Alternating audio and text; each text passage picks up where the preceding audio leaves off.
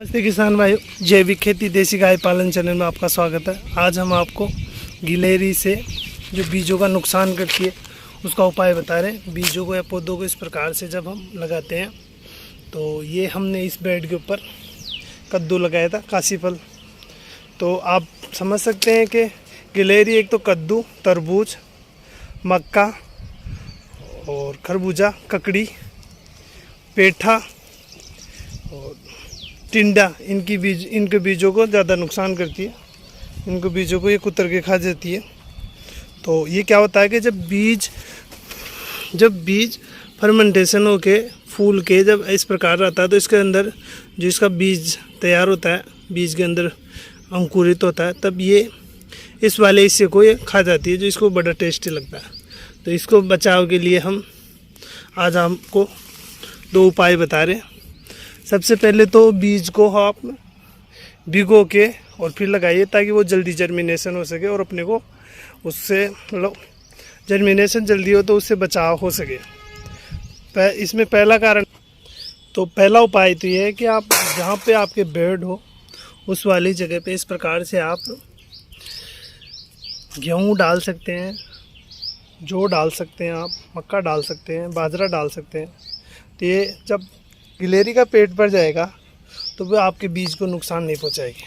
तो इस प्रकार जहाँ पर आप मक्का, तुरई, मक्का, लौकी, कद्दू, पेठा, टिंडा, तरबूज, इनके बीज लगाते हैं तो उस प्रकार से आप वहाँ पर्याप्त मात्रा में 10 दिन तक आप दाना डालिए तो वो अब दाना खा के अपना पेट भर लेगी और उसके बाद में चली जाएगी, आपके बीज को नुकसान न पहुँचाएगी।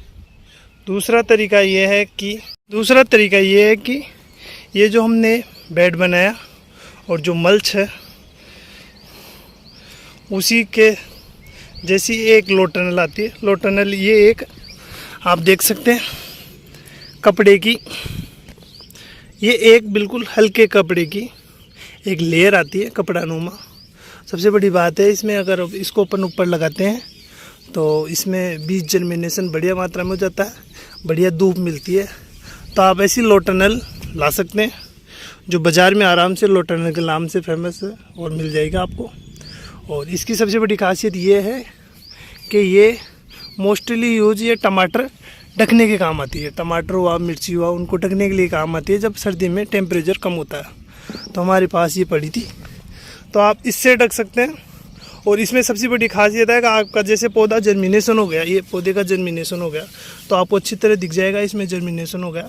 तो आप इसके ऊपर इसके तार आते हैं, वो तार लगा के और लोटनल को ऊपर लगा सकते हैं, क्योंकि जब पौधे का जर्मिनेशन होता है उसके बाद में गिलहरी आपको नुकसान नहीं पहुँचाती है।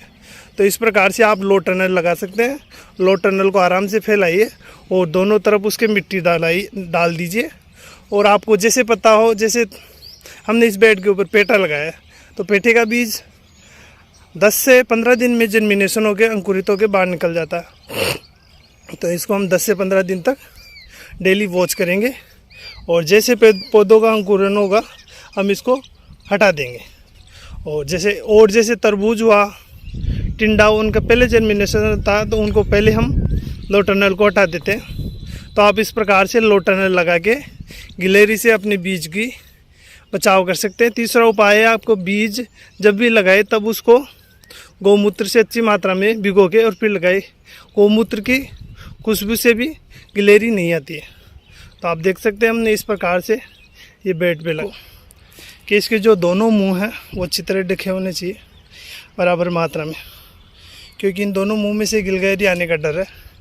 तो आप इस बात का विशेष ध्यान रखें।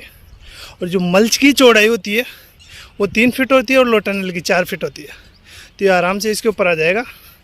आप आराम से इसको लगा के 4-5 दिन तक वॉच करना है। तो जानकारी अच्छी लगी हो तो वीडियो को शेयर कीजिए और चैनल पर नए हो तो चैनल को प्लीज़ सब्सक्राइब कर लीजिए और बेल आइकन घंटे को दबाइए। मिलते हैं एक नए वीडियो के साथ, तब तक के लिए स्वस्थ रहिए, मस्त रहिए। जय हिंद, जय भारत।